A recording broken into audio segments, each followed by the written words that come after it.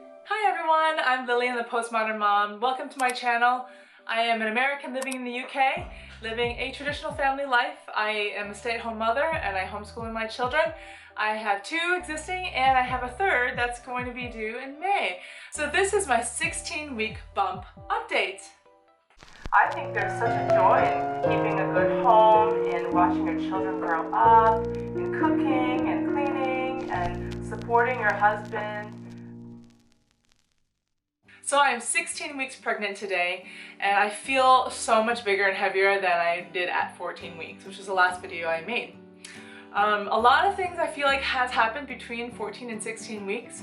The main thing is that I had a little tussle with the midwife. I didn't really like the midwife I saw when I went to see her, the first one, for the first time, the first initial 12-week visit. And my experience was that she didn't seem to understand where I was coming from.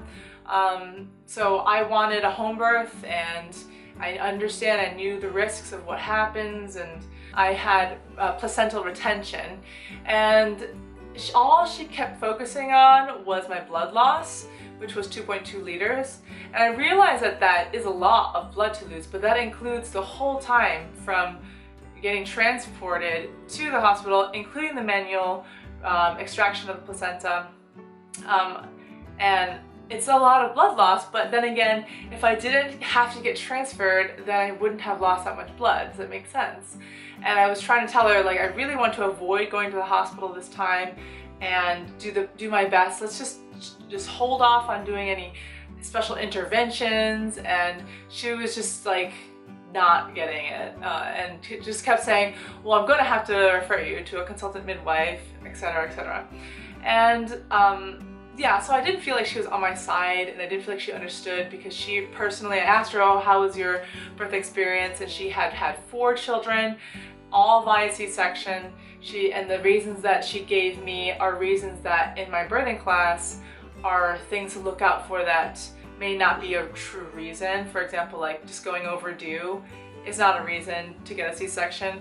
Going overdue and having fetal heart tones that are bad, yeah. Or low fetal movement, yeah.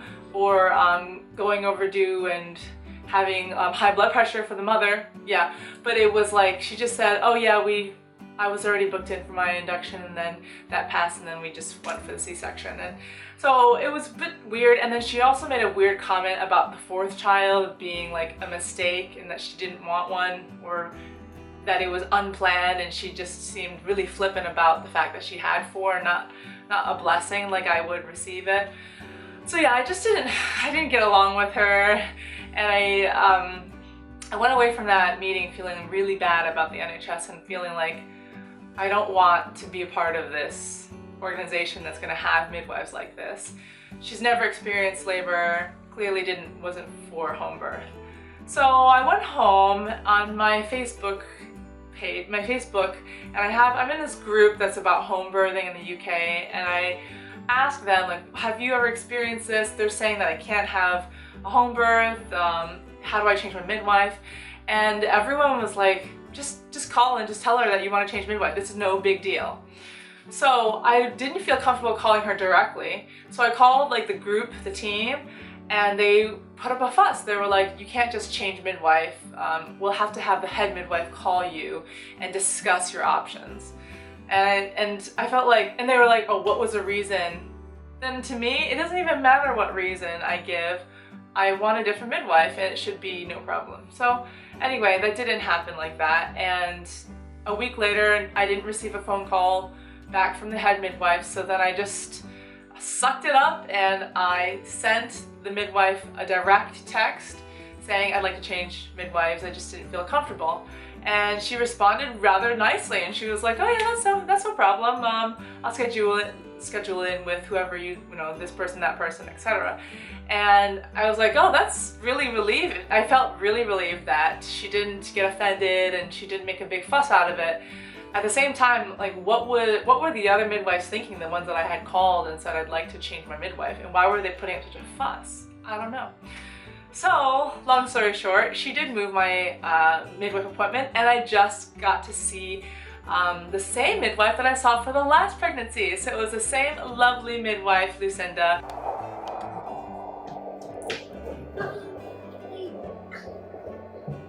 It's fast. Oh yeah. Yeah.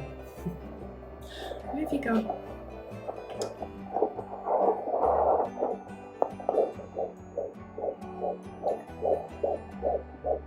You've got another wiggly one, I'm afraid. Yes. Probably avoiding. Possibly. I'm keeping some good names if it's a boy. You're keeping a secret. Good plan.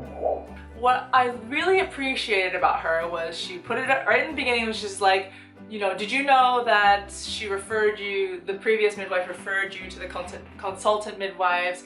I said I understood, yes, and they sent me a letter already saying that they're going to have a phone conversation with me, and I said that was fine.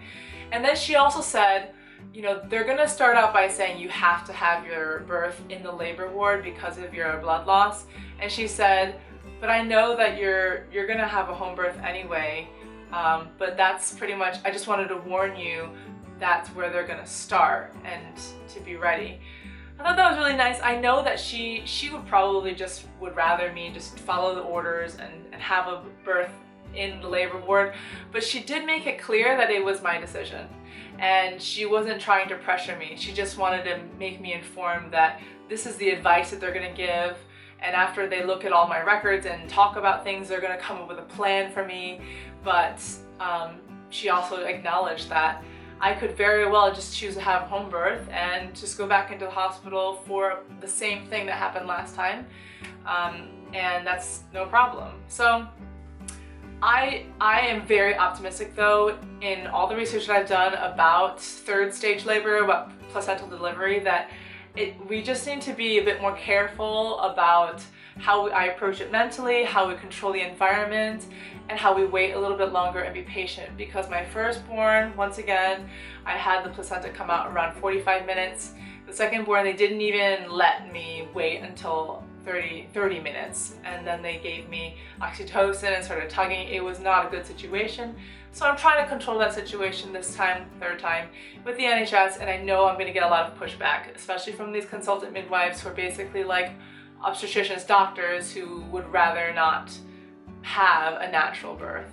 To them, C-section and home birth, natural birth are like the same for some reason, to certain midwives. I know other ones may be supportive of home birth and natural birth, but to them the outcome is the same if you can have a healthy baby and a healthy mother. What they don't look for and what they don't talk about, what they don't learn, are the long-term side effects of having a C-section compared to a natural birth, which I've done a lot of looking into and studying, and I feel like the rate of C-sections and then the rate of all these other illnesses and problems with asthma and autism and allergies, eczema, there's just such a relationship between how we now have intervened so much in birth and how unhealthy our young children seem to be today.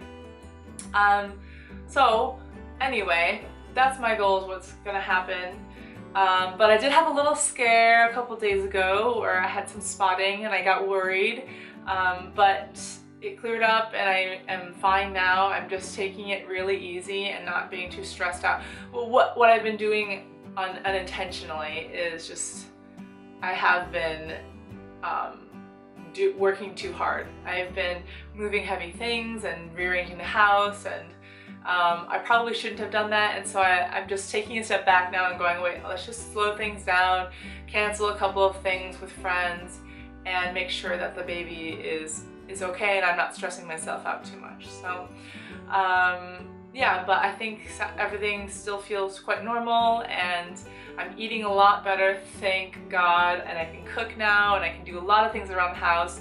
I feel just so much more energetic, less nauseous, and I think that's what drove me to do more, but I have to dial it back. So just a little reminder, ladies, that once you start to feel good again, I know it's going to be easy to be like, oh yeah, let's just keep doing stuff, but it's probably not the best idea. Anyway, let's show the bump in the red dress.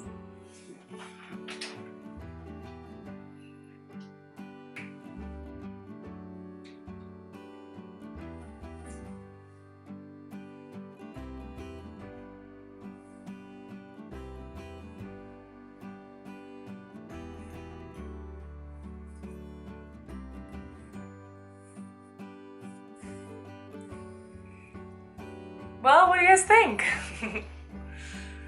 Oh, I definitely feel like I'm heavier. I feel like the baby is growing, and I think I even feel the baby moving quite a bit. I had a little scare, like I said, before I had the blood. I actually felt like I had done too much, and I was worried that I couldn't feel any movement because I had thought I felt movement around 14 weeks, and then around 15 weeks I was like, where's the movement gone? And so what was great about the NHS was that my local surgery was happy to have me come in and just do a Doppler and listen.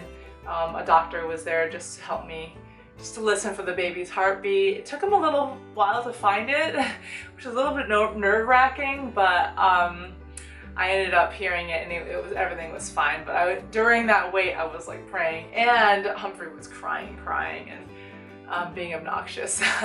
So I couldn't really hear well, and everyone was stressed out from his crying. But yeah, that's pretty much it. Thank you so much for watching this video. I hope you enjoyed it. Leave a comment below and let me know if you've had any experiences like this, and if you have any advice for me. And yeah, feel free to look me up on the Postmodern on iTunes and Google Play, because I have some music out on there, some British patriotic music, some French music, and some Italian music. If you look up the Postmodern Family, and that supports us and our channel. And if you're not a subscriber of the Postmodern Family, feel free to check out that channel as well.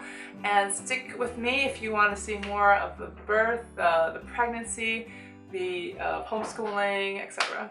Thanks for watching. Bye!